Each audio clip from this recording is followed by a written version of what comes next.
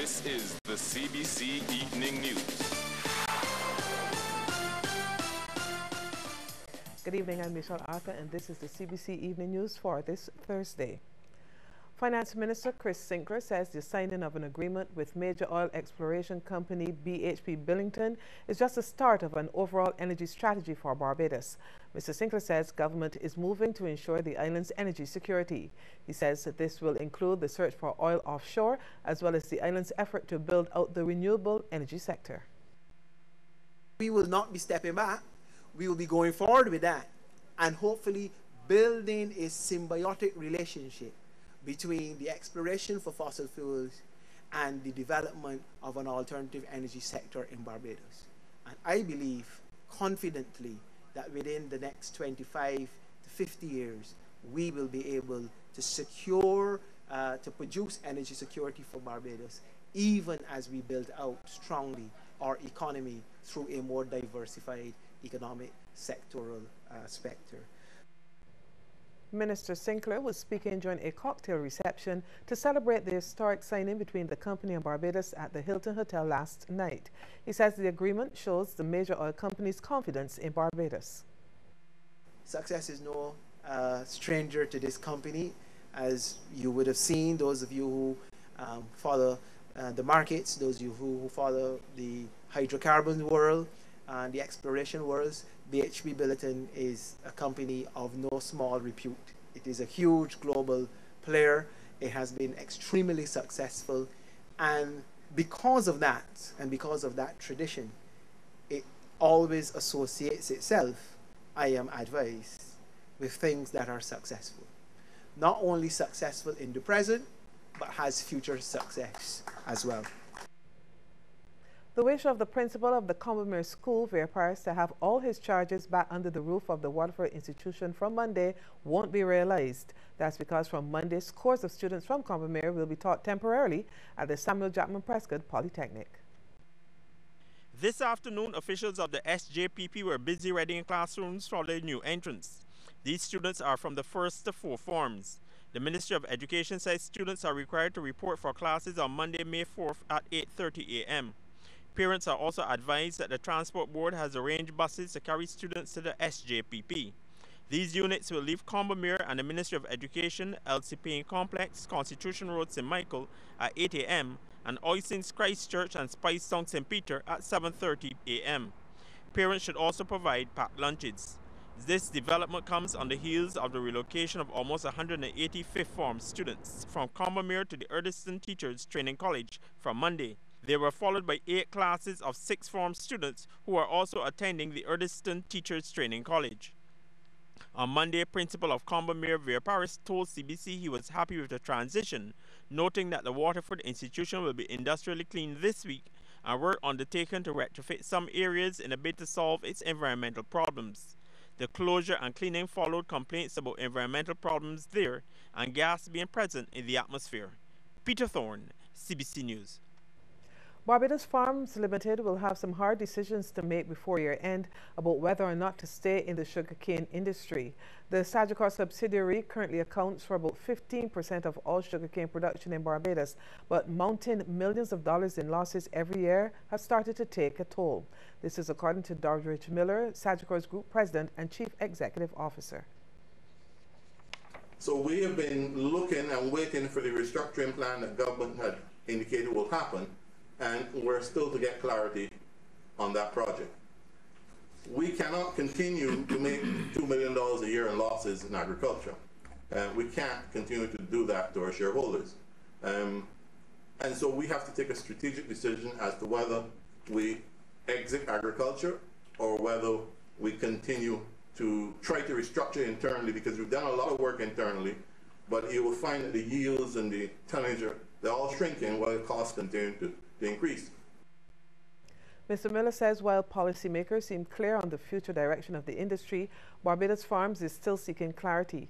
He also says the company is aware of the impact that its withdrawal could have on the industry and is still willing to meet with Agriculture Ministry officials to come up with a solution. In the meantime, Sagicor will be having a major international meeting next week to further discuss the matter. A strong appeal tonight for the Barbados Workers Union to rejoin the ranks of the Congress of Trade Unions and Staff Associations. The message from CITUSAP General Secretary Dennis DePisa during a press briefing. It was in 2013 that the BWU withdrew as a member of the Congress. This after a workers' delegate to represent Barbados at the International Labour Organization was chosen from the umbrella body and not the BWU. CITUSAP used this occasion of May 2015 to call on the membership of the Barbados Workers Union to urge its leadership to unite with the Congress of Trade Unions and Staff Associations of Barbados, so that as a united force, Labour, we can move forward to represent and defend the Labour's economic, social, and legal rights and the interests of workers. The Barbados Revenue Authority has extended the deadline for the filing of tax returns for income year 2014. The deadline, which would have expired today, has now been extended until Friday, May 8th. Communications Officer of the Barbados Revenue Authority, Erica Lazar, says about 70,000 people have already filed income taxes. In given a reason for the extension, the BRA official says the authority has taken into consideration the fact that several entities have failed to submit accurate third-party information in order to facilitate filing before the deadline. Compared to last year, Mr. Lazar says things are moving smoothly at the Treasury building since the number of people coming there has declined, but she expects the numbers will increase. Last year we had a lot more people, lines were wrapped around the building and so on. This year it's moving pretty smoothly. Persons are moving in like 10s and 15s and we'll bring them in, and if it's like a password problem or email problem, they would just reset it and then they're gone. It happens pretty quickly. Coming up, the service standards at the Barbados Water Authority to be regulated.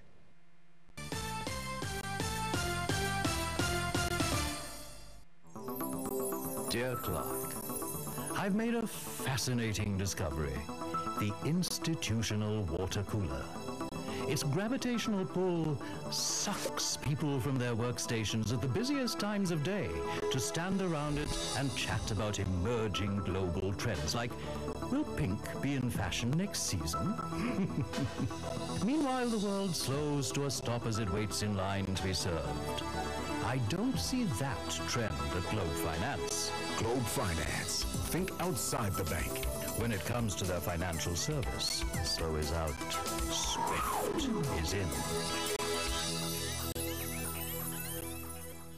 Promil Gold is specifically designed to provide the nutrition that is important for learning during the weaning period between 6 to 12 months. Progress Gold is an advanced growing up milk with a tasty vanilla flavor formulated for year 1 to 3-year-olds. Supports learning, promotes healthy eating habits, provides key nutrients, and sucrose free. Allow your child to develop to their full potential with Promil and Progress Gold.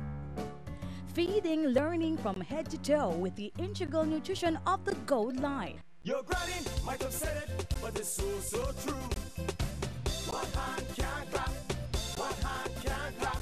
New word, new style, the truth working for you. One hand can't clap, one hand can't clap. Let's collaborate and cooperate. Be a team player, do the job better, working together to win together. One hand can't clap, one hand can't clap. Celebrating the power of teamwork. A message from Mayday from the Barbados Workers Union.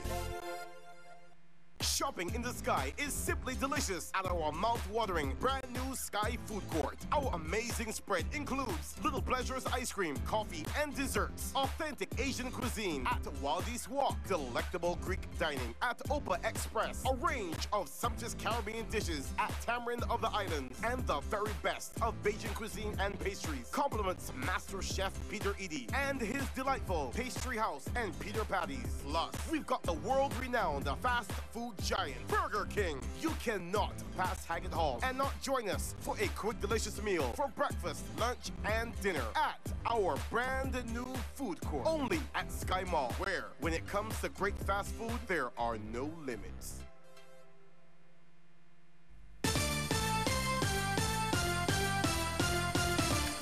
The Fair Trading Commission will be stepping in to regulate the standard of service delivery by the Barbados Water Authority. That's why Minister of Water Resources, Dr. David Estwick, is calling on workers to step up their game.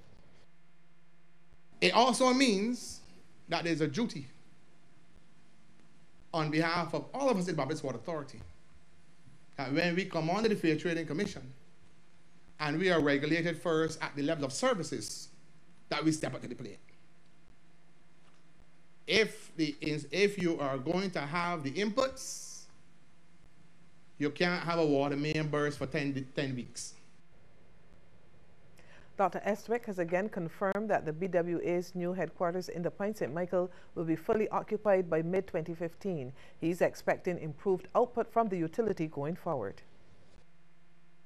Now we have an opportunity to engage a modern facility with a modern ICT infrastructure that allows the various departments to talk to each other, enhancing efficiencies and therefore output.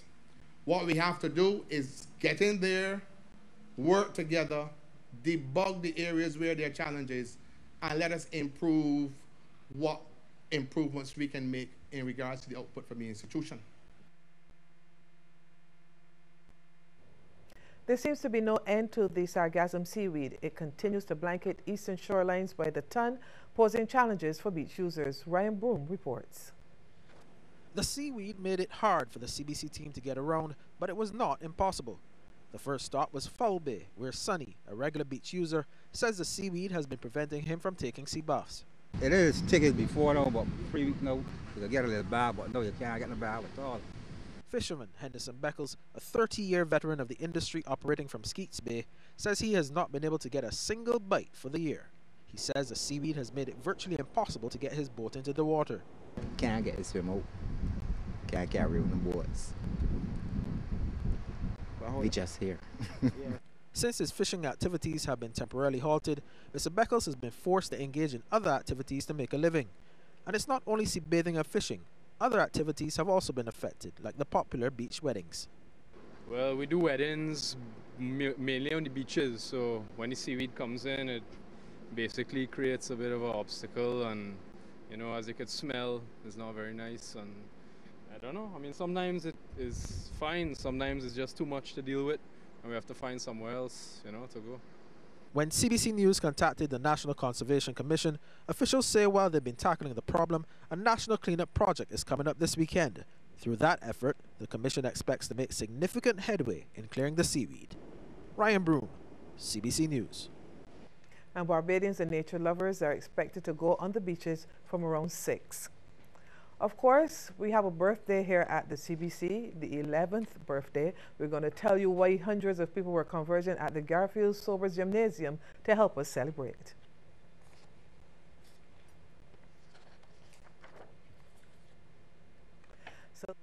When you need space to grow, there's nothing like the home you own. Let Scotiabank open the door for you with competitive rates and support every step of the way. Visit us today and discover what's possible.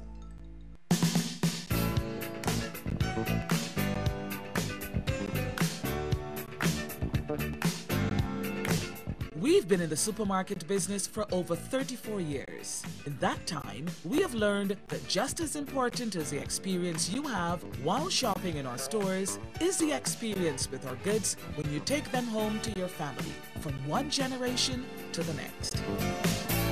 That's why we at A1 Supermarkets are fully committed to giving you the highest quality and freshest products at the best possible prices. That's our guarantee. Every day, experience family. Enjoy food. Relive all the action, all the excitement. Get your keepsake copy of the 2015 knapsack and B-sack semifinals and finals for $100 each. Watch hours of local athletics as schools compete for gold and bragging rights. Call 467-5538 and place your order now.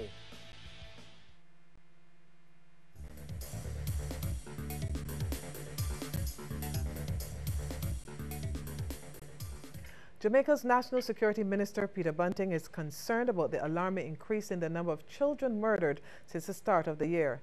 In his contribution to debate in Parliament yesterday, Bunting, who pledged to implement measures to curb criminal activities, also said 26 children have been killed since the beginning of 2015.